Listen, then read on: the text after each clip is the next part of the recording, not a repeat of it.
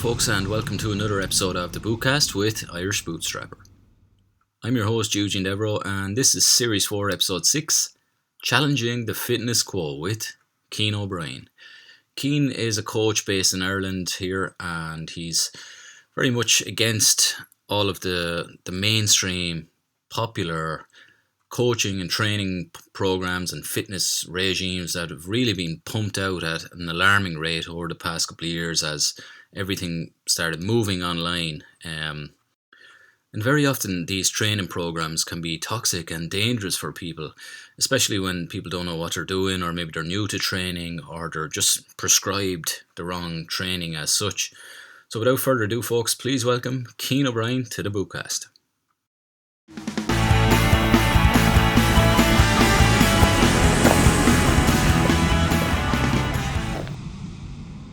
So, Cian O'Brien, thanks a million for coming on the Bootcast. My pleasure, Eugene. Tell us a bit about yourself.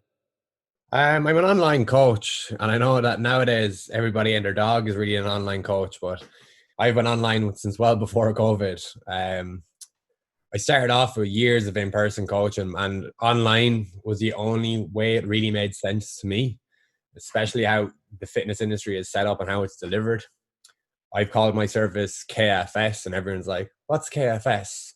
And that's intentional. Like, nobody knows what KFS is. So then I tell them it's keep it fucking simple. And the reason that it's so kind of out there is that it really illustrates my frustrations with the industry and kind of what I see going on in the industry. Like, I see like overcomplication, misinformation, and even misapplication of actual information. The inappropriate prescription of like exercise and nutrition.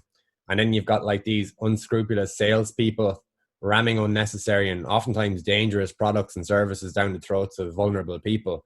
And it was really pissing me off. And I was like, right, well, I need to do something about this, and I need to like be that change that I want to be. And this was the only real way I could see it as a profession or a long-term career for myself. When someone is coming on board with you, like why do they pick you over someone else?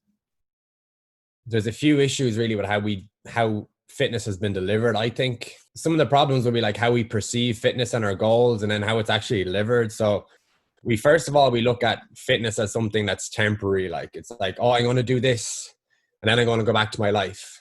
It's not part of people's lives, if you get me. It's separate from life. And it's often just about seen as things as energy expenditure or just achievements, rather than a part of that person. And we'll touch on that later on when we run through the old book. But that's kind of how it's part of someone's identity is kind of, that would be the first major kind of problem I would have with how fitness is delivered and perceived. And then if I look at what people actually need, they don't get it. They get distracted from what needs to be like that higher priority or higher principles. These principles are actually kind of kept under lock and key. You'll see them dressed up on your social media feeds, like low carb, intermittent fasting, HIIT, what's the big ones? Peloton, all of these kind of classes and stuff, kettlebells, bar tone, all this stuff. It's kind of dressed up in a way that kind of keeps the principles away from people. And it's less about a solution for the client and more about a solution for the business. It's more about cash money than it is about actually helping people. And it used to need to be like that first and foremost, but nowadays I don't think it does. Like, if we were to look at fat loss for an example, what usually happens? People usually just start training, isn't it? 3 times a week, twice a week. But fat loss isn't really a training problem. If we're to look at just the energy expenditure side of things. So nowadays people are kind of getting a bit wiser to it. So we understand that we need a calorie deficit, which just means you need to burn more energy than you take in over a prolonged period of time. So let's just say we focus exclusively on this energy outside of it, or energy expenditure. So if we were to break down our daily energy expenditure, most of it, about 60%, is basically just to keep you alive. So you can call it your base or metabolic rate, your BMR. And then you've got what is called your NEAT, which is non-exercise activity thermogenesis. But that's just your general activity. It's not really planned. And that's about 15% of your energy intake, or output, sorry. Then we've got something called the thermic effect of feeding, or basically like our food choices. So like eating more protein, foods that really need to be digested, like chewed and broken down by our digestive system. That's about another 10%. So we've got 25% of our daily energy expenditure will be as a result of our general activity and our food choices. And then if we look at the top, we've got what's called EAT, or it's not really eat, it's not food, it's energy activity thermogenesis. So this would be your planned training. So we only have 5% of our total daily energy expenditure as part of our energy expenditure. So it's only 5%. So we can choose to either influence this 25% or this 5%. And even if it was like less, let's just say it was 10% versus 15%, still makes more sense to look at the other things. So it's a little bit disingenuous to me. We're implicitly placing all this importance on the training when that's not really the problem. It's really a lifestyle and it's a deeper issue, really. Or if we just take a class. I know I met yourself one night coming out of a class. If you were to look around that class, do you think many people have different goals? Oh yeah, I mean, some people, like, it was a mixed class, so there was kind of half and half, men and women. When I go in, I'm in for the hour and I go pretty full on, and I know that I've done a good workout. Yeah. If we have people with different goals and different abilities and limitations and contraindications, why does it make sense for everybody to do the same class? Like, to me, it doesn't. Like, we're also looking at it from like an energy expenditure side of things as well. Like and because we're doing this, we can't do other things. So like, if you were to go and pay €2 for a coffee, but you insisted on paying €4, like, someone behind you, I hope, would say, no, Eugene, it's only €2. And you're like, yeah, but I want to pay 4. And you're not talking about a tip. You're like, no, I'm paying €4. This is going into the tip jar. This is not going into the tip jar. This is going into the till. This is not getting its way back to the person who's giving me the coffee. I'm just paying double. Like, you can get a lot of these effects like for free in a sense. It's weird. Like, to me, it's very weird, because then after doing an intense bout of activity like that, what typically happens is that the body keeps score. It's kind of like when you spend a lot of money on it unexpectedly and you subconsciously rein in your spending for a couple of days. Your body does the same thing with its energy expenditure. So and I'll talk of this later on when I go about walks and stuff, but if you're to go out for like a 2-hour long hike, you're going to come home, sink into the couch. So how I kind of view how fitness should be delivered is that the saying exercise is medicine. It's true. Like, it's individualized. We wanted to convert the largest benefit possible for the lowest cost in terms of both energy, like, and time and effort, without any major risk, if you get me. So if 10 people come into the doctor, even if they've got like the same condition, they might well get 10 different treatments, or they'll get like a version of a treatment, basically. So maybe you'll get one person who's allergic to penicillin, to differences in dosages for someone who's, say, a 100-kilo male versus a 45-kilo female. We need to think about what we give people, not just from training, but from nutrition and any part of the intervention, basically, just like that pharmacological intervention a doctor might prescribe. And just on that example, like, say taking the kettlebells class. Say I do a kettlebells class. Yeah. Like, you're saying that you don't really agree with prescribing a class to different people who are at different fitness or health levels. But like, if I'm going in and I'm willing to give it 100%, and I use a weight that's kind of heavy enough for that I feel is doing something for me, and someone else, is using a lighter weight and they're giving their all, is that not beneficial? It will give you that acute energy expenditure that a lot of people are trying to go for.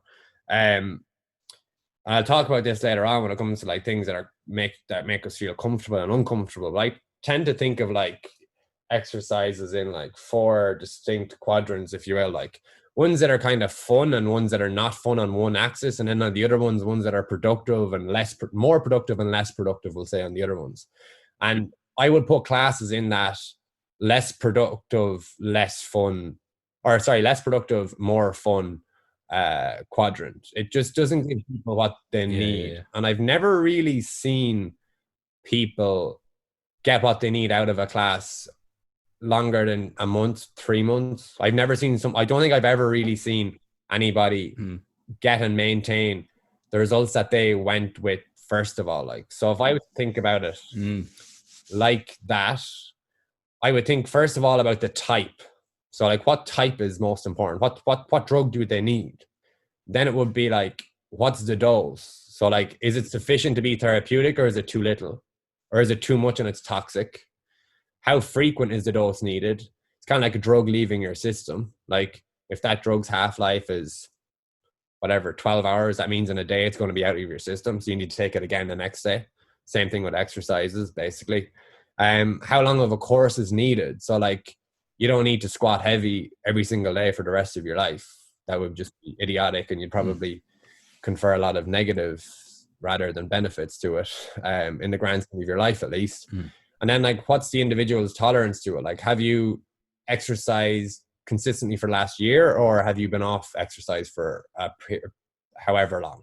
So like, if we're talking about like alcohol, like someone will have, if you haven't drank for a long time, I haven't drank since March. If I haven't drank since March and I go drink now, I'm going to have a massively decreased tolerance to alcohol. And then finally, you probably have like any contraindications that someone might have, like the penicillin example of the drug. So I don't want fitness to be like this. I really don't. Like, I wish I could do classes. I wish that classes actually worked for people, because it would make sense from a time and money, like to fill every other need. It would make sense, except for the need of that client at the front of me. Like, I wish it did. But I came to this conclusion after years of working in person in a group setting. Like, I was coaching people 2 to 3 times a week in that group setting, but only a very select few will get really good results. What did you find that it was down to then? When they got results? Yeah. Like, it was down to that prescription being effective for them. The drug, the dose, the frequency, all of these things worked for that person, but they don't work for the other 19 people in that 20-person class. Yeah. Even those who did get the results, they don't maintain them, because we have all these other things that are outside of the training that we've implicitly placed all this importance on that we haven't addressed. So like, I can talk to somebody about time management strategies. I can talk to someone about prioritization, nutrition, the importance of sleep, general activity, all like throughout a whole class. But if you're in that kettlebell class and I'm starting to tell you this, are you going to take any of that on board? Are you going to misinterpret any of that? And what are you actually going to be able to do with that information between that and the next class? How do I know what you've done in between those classes? That's more time that I need to devote to it. So that's how I got to online coaching, if you get me. So like, I saw it as more of a real world solution for me. To be honest, it's not the perfect solution. I'll be completely transparent with that. I would prefer to have a hybrid situation where there's an in-person component in an individualized setting, or a very small group, especially at the start of somebody's journey. But we don't live in this ideal world. And for me, the other side of it as well, it has to make sense for me. Like, I only have a certain amount of time that I have. If I'm in one place in the world, for example, as well, that means that like, I need to stop doing that hybrid model here. So when I'm in Ireland, I will often meet some of my clients as well. So then the final part of that being an online/hybrid is that it kind of gives people what they need, when they need it, in the dose they need, like all that stuff above. But it also leads to like autonomy. Like, so the people get this independence, and we no longer distract them from these higher priority tasks and things that they need to address. How it works will vary slightly depending on the person when I do coach them. It's a little bit how I'd imagine someone learns a language or plays a musical instrument. We start at the start and we just slowly build upon that. So what do you think is like holds someone back, or like is it more of a mental struggle than a physical one for someone who's starting coaching with you? Like, That's a good question. Like there's a few different kind of pillars to it. So there would be the mindset and kind of perception, like, and how you perceive things. So like, because we're perceiving things like, oh, I'm going to drop a stone for Christmas. It's just about Christmas and it's just about dropping that stone. It's not about the deeper reasons behind that. Then it's a lot of it's about the understanding or like the misunderstanding of the principles underneath it, and a lack of ownership. And then I said this on another podcast that came out last week. I was talking about how fitness is kind of designed to distract people. I call it, I say it's like masturbation. So like, I know it's a very graphic example or kind of or analogy, but it makes you feel good in the short term, but ultimately it doesn't really get you anywhere. It fills that immediate need, but nothing later on. And you've got a mess to clean up, whether that be you've injured yourself by doing an exercise in a dose that maybe is inappropriate, or maybe you just don't get your results, but there is that mess to clean up always. So that's kind of how I look at it. So how I've kind of flipped it on its head and kind of standardized it as much as I possibly can, because the fundamentals are the same. And it comes back to keep it fucking simple, is like, we'll start by figuring out what somebody's looking for. And at that start, because of this kind of knowledge gap, if you will, between the mindset and how we perceive these goals, it's not very specific or clear yet. And it changes pretty much with absolutely everybody I work with. We'll then kind of assess where they're at, what's brought them to where they are. And then we kind of start some sort of an intervention. And it's a curriculum of sorts where we do a lot of learning, but we also do a lot of doing. So like there's habits, like the 10-minute walks, something along those lines. Right. Okay, so just keeping on kind of mindset and mentality, like, was there ever a time in your life that you really struggled mentally with something, and how did you overcome it? Yeah, I mentioned to you that I considered I pretty much struggled mentally for as long as I can remember. I'm the type of person that will tend to live in their head. I mentioned on that other podcast as well that I'd actually pay to shut off my brain for a day or a couple of hours. When I was younger, I was pushed around and bullied quite a bit. I remember coming home in tears a few times. And as I grew older, there was periods that were worse than others. And I'd say I've probably done more than a year's worth of weekly counseling sessions if you're to accumulate them over however many years that I did actually do them. But I don't think I'd change it. There was a paper that I read a number of years ago, something like Why Talent Needs Trauma or something. And without it, I wouldn't really see things the way I do, or I wouldn't be where I am. Like, I think getting stronger and kind of starting to resistance train or strength training came from this. Living in my head would kind of lead me to be like cripplingly shy and uncomfortable with myself around people that are strangers, especially women. When I was younger, I still am, but really not half as much as I probably would have been.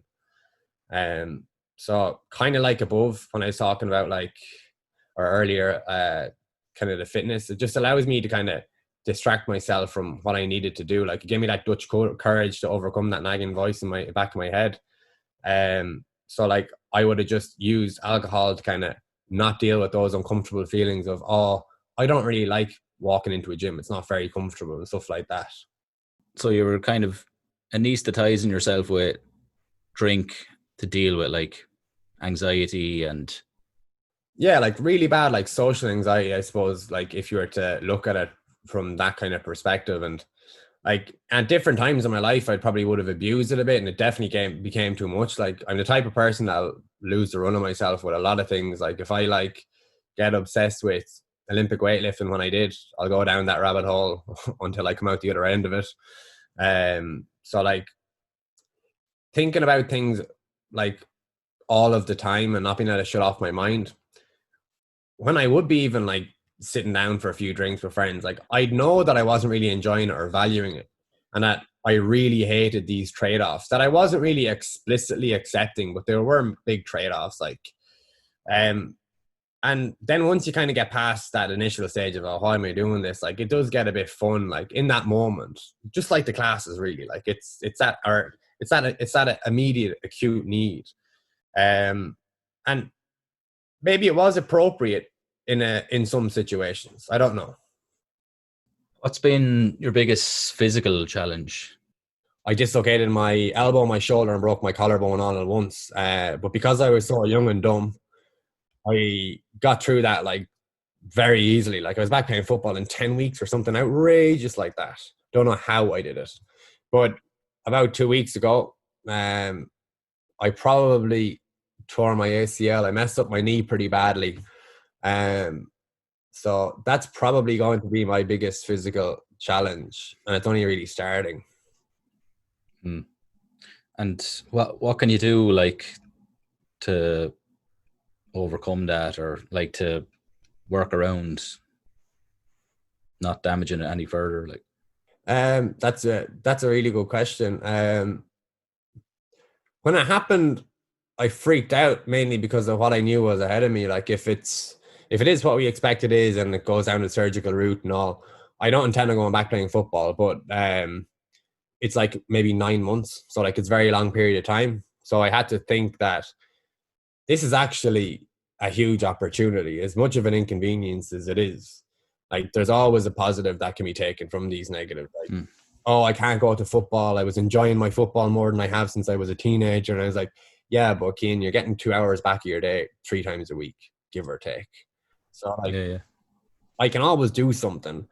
And because of how I look at my goals, especially around health and fitness, I don't have any problem pivoting my goals in that sense. So like, I just need to take it easy and have that number one priority of like getting my knee back to full function as soon as possible. But I can't control that. So I have to just pivot, work on my upper body and shoulder function after that kind of injury and ones like that. And over the last week, I've hit 10,000 steps every single day. I am on crutches. But that's helped a lot. Like just kind of that mindset of, wait a minute, like depends on how I perceive this, how I look at it. It's good. What would be your top tip for somebody on the fence about starting something new, whether it's traveling to Southeast Asia or starting a new physical pursuit, or even making that first step of, you know, doing some coaching with you or anybody? Send me an email. No. Well, but this is essentially kind of what I do that's essentially what I kind of do for a living. Like it's kind of give people a little bit of direction. Like I'm not a dictator. I don't like tell people. I don't think I've ever told somebody what to do in my life, but when it comes to coaching anyway. But first of all, I'd recognize that everything is the same. So like almost everything is more similar than dissimilar. So I'd ask myself, what would it look like if it was simple? So like if we take like the trade-offs I talk about, like just think about like that law in physics, like for every action there's an equal and opposite reaction. So like everything's the same. So I kind of look at that across many dimensions and then go out and do it. So like a lot of people will like say something's important to them, but then if you looked at their behaviors and you were asked if that thing that they said was important to them was important, you'd probably laugh. And as cliched as it sounds, everything you're looking for is just outside your comfort zone. So it's kind of like how I got into surfing. I hated surfing. Genuinely, I dreaded surfing. Like I dreaded it more than anything I probably have ever dreaded in my life. And a big part of that was down to like a very poor experience with an instructor. But I kind of looked at my friends who had this like enjoyment that you only really see in kids. Like it's weird. Like if you ever look at a surfer, you look at someone who's just come in from surfing, like it's the best. They look like the happiest people in the world. I didn't want to go surfing. Like I really didn't. Like so like this was it when I was like trying something new. Like I was like, I genuinely, whenever I was about to go surfing, I was like, I don't want to go. I would get like, my heart rate, I can feel my heart rate elevate now just thinking about it. And like, looking back at it, like, I was really uncomfortable. I felt like unwelcome and like I didn't belong in the water.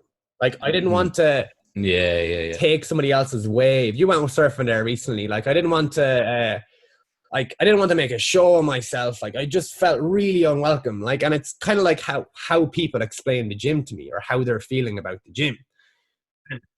Imposter syndrome. Yeah, like, I think it's even deeper than that. Like, it was just like, it felt so hostile to me. Like, and I was like, oh my God. I'd just be like freaking out in bed. Like, I remember I just like I wouldn't sleep. I wouldn't be able to sleep because you'd be terrified of surfing. I'd be terrified anyway the next day. Yeah. It's just like, right. These lads love it though. I was like, how can I have such a shit experience if these people are enjoying it? And people, you typically enjoy what you're good at or competent at least. I was like, right. I was like, let's just do it. So I told everybody I knew, I was like, if you're going surfing, invite me. I don't care how big the waves are. I don't care how small they are. I will go. And I did. I went for about 3 months. And eventually after about 3 months, I loved it. And I couldn't get enough of it. But this was after like really putting an effort into it. Like I went hard. Like I didn't have a good experience with that instructor. It wasn't like as a coach, like I would be a very difficult client if someone was a surf instructor. Like I'm like, okay, but I'd have like questions and follow-up questions. I'm like, how does this make sense? It's like, what do I do? So I just watched hours and hours and hours and hours of surf tutorials on YouTube. And I took notes, loads and loads and loads of notes. And I like condensed the notes down. And then I started to do like a surf training journal. And I was just like, this is getting better. I was getting less fear and less fear. And that was a big part for me, like recognizing that it's not fun at the start. And like, not at all the time. Like we have these trade-offs. Like there's probably a relationship between how uncomfortable something makes you and how enjoyable it is or how necessary it is for that person. Like I know for me, like it is like that. Like, and it's because I'm not good at it. And that's what I see with myself in the gym. What I see in other people, we do what we're good at and we avoid what we're shit at. I hated back squats. I still do. Dislike them. But it's just that it's keep doing it and it's not going to be great all of the time. Yeah. So kind of really is that old cliche of you just have to kind of jump in and do it enough times and learn as you're doing it until you're at the point where you can kind of look back and say, oh, I'm actually a surfer now, or oh, I'm actually able to bench press now and I'm not afraid of doing it, or I'm not self-conscious. Or it's trying to figure out how long you need to give it a shot for. Like it's hard. Like it's so hard. Yeah. Like I wouldn't consider myself a surfer, not in a million years. I might have a surfboard, but I wouldn't consider myself a surfer. And I think like 6 months might be 6 months for anything might be a good kind of place to start. Maybe a year. But for most things, that's kind of it. Good stuff. Do you have a favorite book?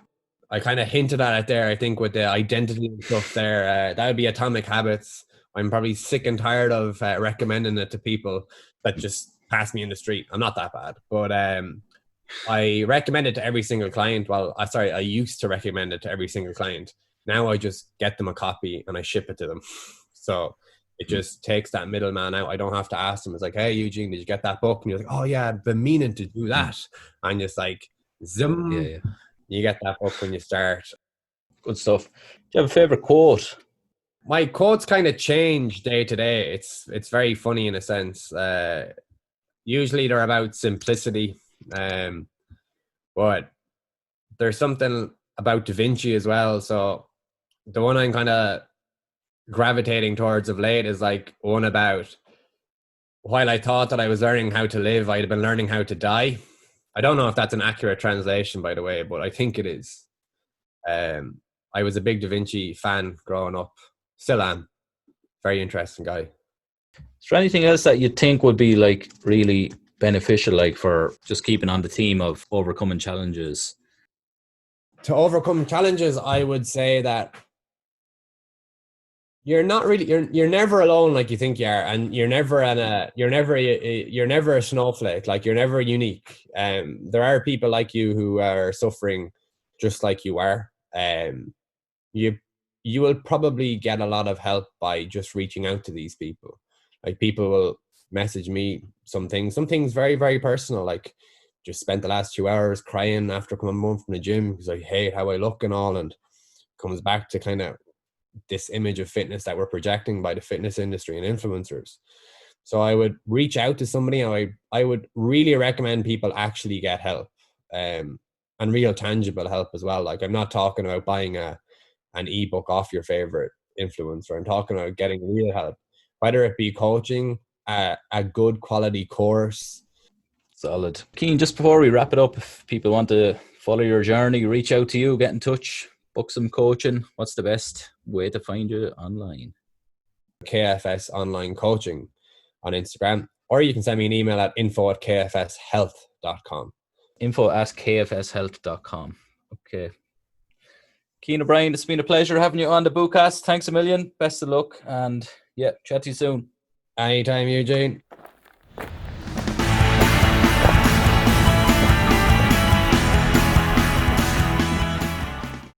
And that concludes today's show, folks. Hope you enjoyed that one there with Cian O'Brien from KFS Online Coaching. Make sure to check him out on Instagram.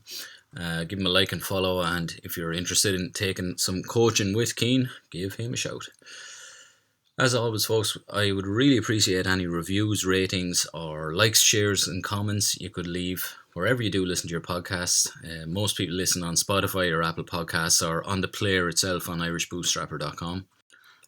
There's also a YouTube version, so a video version of all of the podcasts as well. So if you just search for the Bootcast on YouTube, you'll find that. Make sure to subscribe to my channel.